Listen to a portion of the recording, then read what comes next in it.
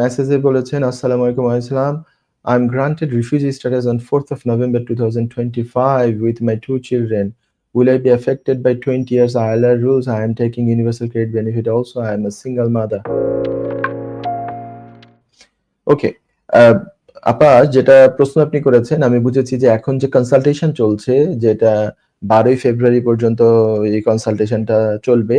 সেই যে প্রপোজাল যেটা হোয়াইট পেপারেও বলেছিল সেটা মানে আপনি এফেক্টেড হবেন কিনা? আসলে তো প্রপোজালের ভিতর বলা আছে ২০২১ এর পরে যারা এসছে তাদের উপরে এগুলো ইমপ্লিমেন্ট হবে আপনাদের সহ। তো আ তারপরে হচ্ছে বেনিফিট নিলে এগুলো এফেক্ট করবে। সো আ এখানে ট্রানজিশনাল অ্যারেঞ্জমেন্ট না রাখার কথাই হচ্ছে প্রপোজালে আছে। হাউএভার কনসালটেশন এ আবার ওরা এইরকম প্রশ্ন রেখেছে যে ট্রানজিশনাল অ্যারেঞ্জমেন্ট যে রাখছে না ওরা, এইটা আপনি এগ্রি করেন নাকি ডিসএগ্রি করেন? মানে কয়েক ধরনের অপশন আছে এর মধ্যে স্ট্রংলি ডিসএগ্রি বলে একটা মানে আ স আনসার সিলেক্ট করা যায়।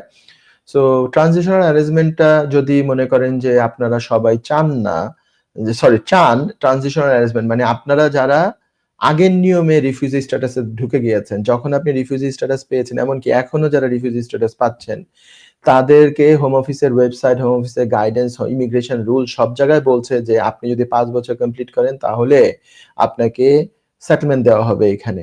তো আপনাদের যখন আপনারা স্ট্যাটাস পাচ্ছেন তখন বলা হচ্ছে ৫ বছর। কিন্তু যখন কিছুদিন গেল, ১ বছর গেল, ৬ মাস গেল, ২ বছর গেল, ৫ বছরের এই সময়টুকু যাওয়ার পরে হঠাৎ বলা হচ্ছে না ১০ বছর বা আরো বেশি যদি বেনিফিট নেন এই হবে সেই হবে। তাহলে এটা তো রেট্রোস্পেকটিভ ইফেক্ট বলা হয় এটাকে। রেট্রোস্পেকটিভ ইফেক্ট হয়ে যায়। মানে এক্সিস্টিং মাইগ্রেন্টদের জন্য এই রুলটা যাতে প্রযোজ্য না হয় সেটার ব্যাপারে কনসালটেশনে আমি এর আগেও আলোচনা করেছি যে আমি নিজে সরাসরি বলেই দেই, আমি ক্যাম্পেইন করছি যে আপনারা সবাই রেট্রোস্পেকটিভ ইফেক্ট মানে ট্রানজিশনাল অ্যারেঞ্জমেন্ট রিলেভেন্ট যে কোয়েশ্চেনটা আছে সেটাতে অবশ্যই আপনারা স্ট্রংলি ডিসএগ্রি সিলেক্ট করে দেন। ঠিক আছে? স্ট্রংলি ডিসএগ্রি সিলেক্ট করে দিলে আমরা দেখতে চাই যে যদি অধিকাংশ মানুষ, কারণ অনেক মানুষ যারা নেটিভ এখানে পিপল যারা সাদা তারা হয়তো এই কনসালটেশনে পার্টিসিপেটই করবে না। তারা হয়তো জানেই না কোনো কনসালটেশন চলছে কি চলছে না। কিন্তু আমরা যারা মাইগ্রেন্ট আমরা তো এগুলো সম্পর্কে জানি। তো আমাদের সবাই যদি ঠিকমতো পার্টিসিপেট করে হতে পারে যে এই কনসালটেশনের মধ্যেই এই ট্রানজিশনাল অ্যারেঞ্জমেন্ট রাখবে এই সিদ্ধান্ত আসবে। যদি নাও আসে পরবর্তীতে যদি এই আইন হয়, এই আইনটা হয়তোবা চ্যালেঞ্জ হতে পারে।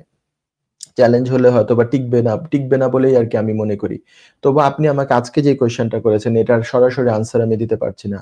কারণ এইটার এখনো পর্যন্ত কোনো আইন হয় নাই। এটা এখনো প্রপোজাল হয়েছে এবং হচ্ছে কনসালটেশন হচ্ছে এবং বলা হয়েছে আগামী বছরের এপ্রিল মে তে গিয়ে এটা আইন হতে পারে, হবে। তো তখন ডেফিনিটলি প্রপোজালে যা আছে অ্যাজ ইট ইজ হয়তো হবে না। এটা বেশ কিছু জিনিসে পরিবর্তন আসবে। তো আপনাদেরকে আমি বলব যে ওয়েট অ্যান্ড সি। আপনি কনসালটেশনে এখন পার্টিসিপেট করেন যেটা আপনি করতে পারেন। চাইলে আপনার এমপিকে আপনি লিখতে পারেন যে সে যাতে পার্লামেন্টে আপনার পক্ষ হয়ে বলে যে যারা ট্রানজিশনাল অ্যারেঞ্জমেন্টস মানে যারা এক্সিস্টিং মাইগ্রেন্টস আছে তাদের জন্য যাতে ট্রানজিশনাল অ্যারেঞ্জমেন্টস রাখে, তাদের জন্য যাতে আগের রুলেই রাখে। জাস্ট ছোট্ট একটা উদাহরণ দেই। যেমন ধরেন আপনার মতো না, যেমন ধরেন দেশ থেকে কেউ তার ওয়াইফকে বিয়ে করে নিয়ে আসলেন, একজন ব্রিটিশ সিটিজেন। এটা নিয়ে আসলেন কত সালে? ২০২২ তারিখে। মনে করেন ২০২২ এর কোনো এক তারিখে এপ্লাই করেছেন, এনেছেন। সেখানে তখন ইনকামের রিকোয়ারমেন্টস হচ্ছে ১৮,৬০০। হোয়ার এজ পরবর্তীতে কিন্তু ইনকামের রিকোয়ারমেন্টস চেঞ্জ হয়ে গিয়েছিল ২০২৩ এ কোনো এক সময়। সেখানে তারা বলেছে ২৯,০০০ ইনকাম। কিন্তু ১ম এ যারা ১৮,৬০০ দিয়ে ভিসা নিয়ে চলে এসছে, পরবর্তীতে ২৯,০০০ ইনকামের রিকোয়ারমেন্টস হওয়া সত্ত্বেও ওই যারা আগে ১৮,৬০০ দিয়ে এসছে তাদের ক্ষেত্রে ২৯,০০০ না। তারা অল দ্য ওয়ে এক্সটেনশন এমনকি সেটেলমেন্ট ২ জায়গাতেই তারা এখনো ১৮,৬০০ রিকোয়ারমেন্টস মিট করবে। মিট করলেই তারা ভিসা মানে সিওর মানে ভিসা হয়ে যাবে। অন্যান্য রিকোয়ারমেন্ট যদি মিট করে তাহলে ভিসা হতে অসুবিধা নাই। তার মানে রেট্রোস্পেকটিভ ইফেক্ট এভাবে যে কোনো ইয়েতে দেওয়া যায় না। অতীতেও তারা দেয় নাই। সহজে দিতে পারে না তারা। দিতে গেলে এটা আইনগতভাবে চ্যালেঞ্জ হবে এবং আমি মনে করি তাদের লিগ্যাল ডিপার্টমেন্টে যারা বড় লয়াররা কাজ করে তারাও সরকারকে অ্যাডভাইস করবে যে এই ধরনের রেট্রোস্পেকটিভ ইফেক্ট যাতে না দেওয়া হয়। যেমন আপনার ক্ষেত্রে বা এরকম যারা আছেন তাদের ক্ষেত্রে আগের যে আইন ৫ বছর সেটাই যাতে রাখা হয়। তো আমি বলব ওয়েট অ্যান্ড সি আর আপনি কনসালটেশন এ পার্টিসিপেট করেন। আমি সবাইকে বলি এমপি কেও লেখালেখি করতে পারেন। ২ লাইন ইমেইল লেখেন। তারপর দেখি আমরা এটাকে কি হয়। ইনশাআল্লাহ। যুক্তরাজ্যের ভিজিটর ভিসা নিয়ে দুশ্চিন্তা? আপনার আত্মীয় বা বন্ধুর ইউকে ভিজিটর ভিসা রিফিউজড হয়েছে? আপনি কি জানেন হোম অফিসের এই সিদ্ধান্তের বিরুদ্ধে জুডিশিয়াল রিভিউ করা যেতে পারে? উইলডেন লিগ্যাল সলিসিটার্স নিয়ে এলো ইউকে ভিজিটর ভিসা রিফিউজালের বিরুদ্ধে নো উইন নো ফি বেসিসে জুডিশিয়াল রিভিউ করার ব্যবস্থা। জি, ঠিকই শুনেছেন, নো উইন নো ফি। তার মানে আপনি আমাদের ফি শুধুমাত্র তখনই পে করবেন যখন আমরা আপনার জুডিশিয়াল রিভিউতে সফলতা এনে দিতে পারবো। আমাদের রয়েছে দীর্ঘদিনের অভিজ্ঞতা সম্পন্ন দক্ষ ইমিগ্রেশন সলিসিটার্স, যারা সর্বোচ্চ গুরুত্ব সহকারে আপনার জুডিশিয়াল রিভিউ পরিচালনা করবে। বিস্তারিত তথ্যের জন্য যোগাযোগ করুন 0207 423 9977।